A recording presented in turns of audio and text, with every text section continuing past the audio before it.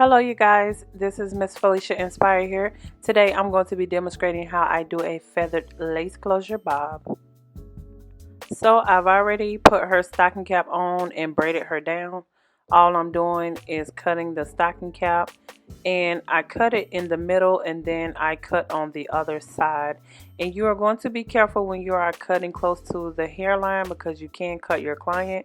So just take your time and cut that stocking cap back. So I'm going in with my concealer, and you can get this from your local beauty supply store. This is the Ruby Kisses, and this is the level 16 that I'm using on my client. Right now I'm going to take my alcohol pad and I'm going to clean off any oils that's on the skin. And this step is very important when you are doing this, because if you have oils on the skin, the lace will lift and it won't last the client as long as it would if you properly clean the skin. So now I'm going to go in with my lace glue, and I'm going to apply as many layers as I need, and I will link the information in the description box of the lace glue that I'm using. Now you are going to get ready to put your lace closure on, and I did go in and cut the edges of the lace closure so that it blends in seamlessly. And I like to press it down on one side, and then I like to move to the other side. And when you go to the other side, you're going to make sure that you kind of pull it. So I do use one of my fingers to hold it down so that it doesn't move or lift up. And then I kind of press it in just a little bit just to make sure that the lace adhere to the skin with the lace glue. Also, I did use about 5 layers of glue when I applied the layers, but I did that off camera. So yeah, all you're going to do is put your lace closure on, and then you're going to begin sewing it down. I like to start sewing from the back of the closure so that you don't have to worry about any humps or bumps. So this step is like you do anything else. You're going to sew it down. Make sure that you don't have any buckling going on. Just take your time, and if you have to, just go ahead and clip that hair back. Don't forget that if you like the content that I bring to this channel, don't forget to subscribe, and don't forget to hit that notification bell. Okay, so what I like to do, I like to use my black wrapping paper to tie down my lace closures. I also do this with frontals as well. And this will take the place of you using a melting band. And when you do this, you can throw this away. It's sanitary. You don't have to worry about using it again and again. So yeah, you're just going to put the paper around, and then you're going to go ahead and start gluing the rest of the paper. And this is another protective method so that the glue don't get on the client's skin. Also, I will begin offering one-on-one classes, so you may book me in the near future for one-on-one classes. Anything that you need, I will be here to show you guys. Okay, so I am going to start tracking the hair, and all I'm going to do is go from side to side, side to side, and I will link the information to this hair in the description box for you guys to purchase. When you are tracking, you may use any amount of packs of hair that you need. Typically I use 2 to 3 packs of hair, but it's totally up to you. I personally like to use at least 2.5 or 3 packs of hair. That way, when you get ready to cut the layers, they will flow and you'll have more bounce. Now I am almost done tracking the hair. I am at the top of the head, and all you're going to do is continue to go from side to side like I'm doing here. And you are going to cover up that line on the edges of the lace closure, and you're going to continue to go in that same U motion from side to side. Okay, so now I am in the bang area, and you're going to start laying the tracks going towards the face. If you want a full bang, you're going to lay the tracks going towards the face. If you have a client that wants the hair going out of the face, you will continue to lay the tracks going down. So whatever the direction you lay those tracks, that's where the fullness is going to be. And I'm going to be double tracking so that the bang area will be really thick. And I'm going to zoom in here just so that you guys can see what I am doing. Don't forget that I am located in Atlanta and South Carolina. If you want to schedule an appointment, you may contact me directly and I will leave that information for you in the detail box as well. Now I'm going to cut the lace closure, and I like to cut it in the middle just to give myself a little more control. I've always done it this way. So you're going to take your eyebrow razor and you're going to carefully cut that lace. This is going to help it blend in seamlessly so that you don't have a line. And you're going to do this on the other side as well. Right now I am sectioning out my baby hair area, and you don't have to do baby hairs if you don't want to. Everybody don't like baby hair, but I personally I like baby hair. So this is what I'm going to do. You're going to use your razor to trim it down, and that helps it not look so straight. So now I'm going to begin parting the hair, and you can do a curved part, straight part, whatever kind of part you want to do. But I always like to do a curved parting because it just looks so much more better. And all you're going to do is get that hair out of the part, kind of make sure you look at your client and make sure that you're not putting it too far up or too far down unless you're doing a deep part. But this is the parting that I'm doing. It's very, very easy and it looks a lot better. Use your tweezers to tweeze the hair out of the parting area, and take your time and do this. You don't want to poke a hole into the lace, so take your time and tweeze out that area, and you're going to get all of the hair out of the parting area because it makes a heck of a difference when that part is clean.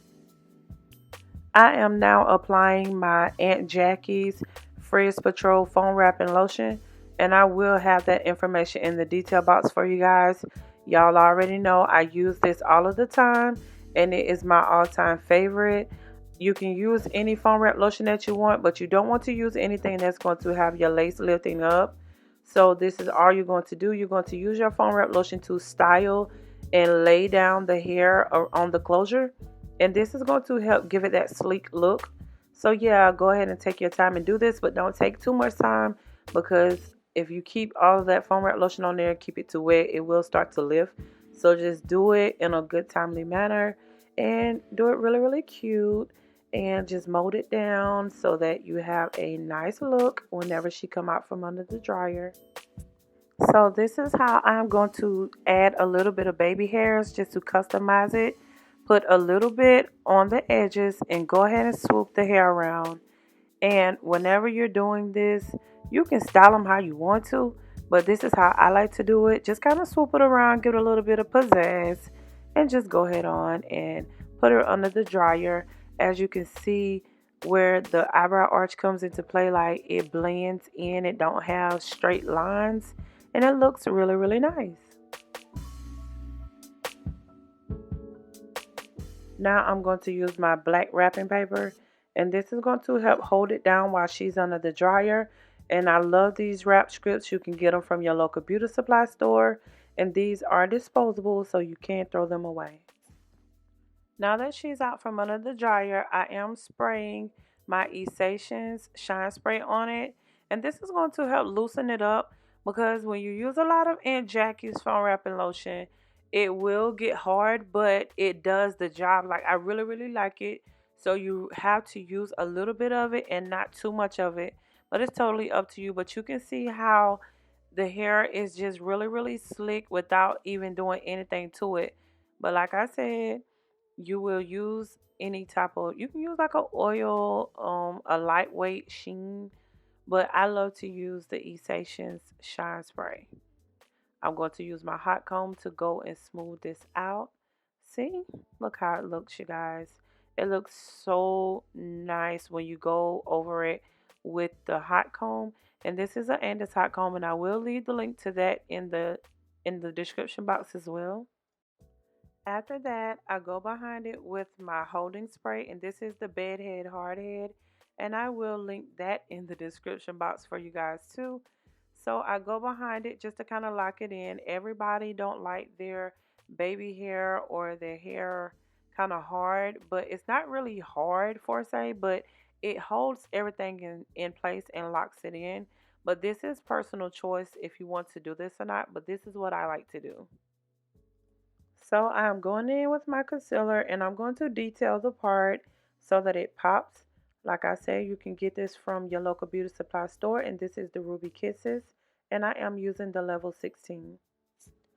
Now I'm going in with my black dye and I am cleaning up the part. As you can see, this will really detail your part and clean it up so that everything is even. And I love to do this because when you're doing a curved part, it's hard to get a straight, clean line. So all I do is go in and paint it in with my brush. And this is just temporary black coloring just so that you can color all of the roots, because maybe if you, for instance, if you bleach the knots and it bleed, you can do this method to cover any bleed spots of the bleach if you kind of, you know, bleach too much on the knot. So I lock that in with my bedhead hardhead. As you can see, the part looks very, very nice and neat.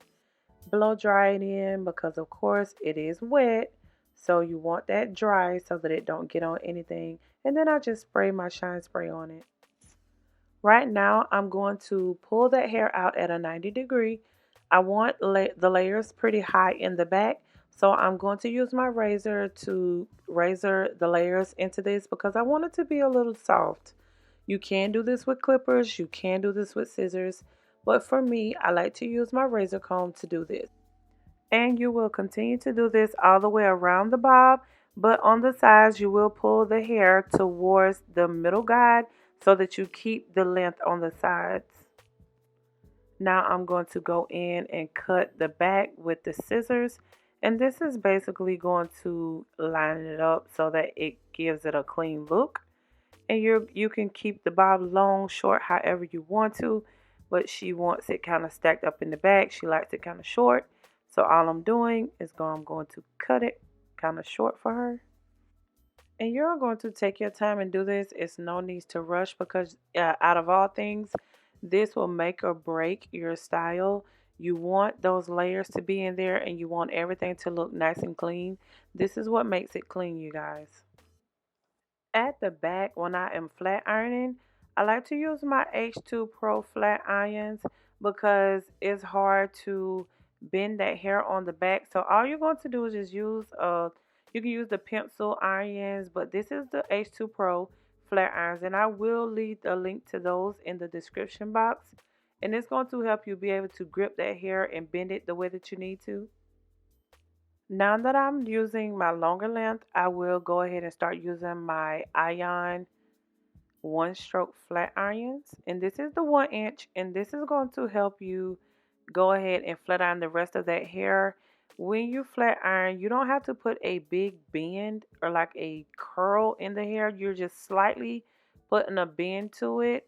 The layers are going to be there, so it's going to be very, very nice. So you don't have to do a whole lot of curling. You're basically just doing the minimum.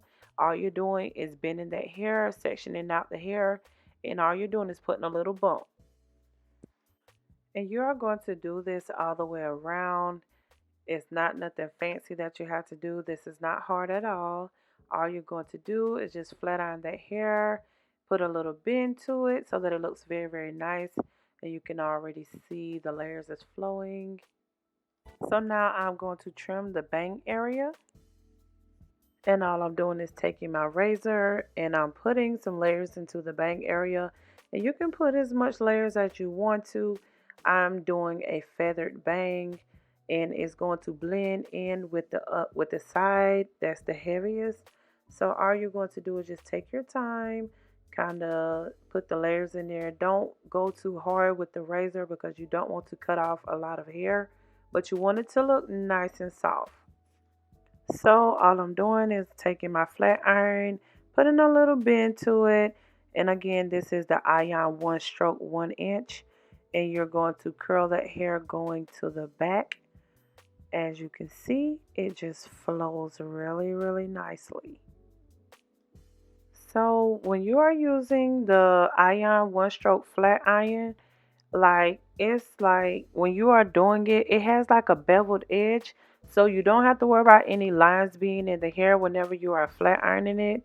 And I am now combing it and trimming off some of the ends of the hair, If you have any fray hairs, you can trim those off. And this is how she's looking so far. And I'm going to be doing my finishing touches, kind of spraying it down just a little bit more. You don't have to use that much, but all I'm doing now is I'm getting ready to give it a more graduated look. So I take my razor comb and I kind of razor it down so that it looks a lot better, so that everything kind of flows. So this is what you will be doing to the back of the hair to give it a more better look. Like, it takes out a lot of the bulk and it gives it like a more razored look. Like, I just love when I do this, because it makes the style look a lot better. And then all you're going to do is just take your scissors and kind of line everything together. See what I'm saying? Like, it makes it look a whole lot better, and this is how you get that look. Okay, you guys, this is pretty much the end of the style. I'm done.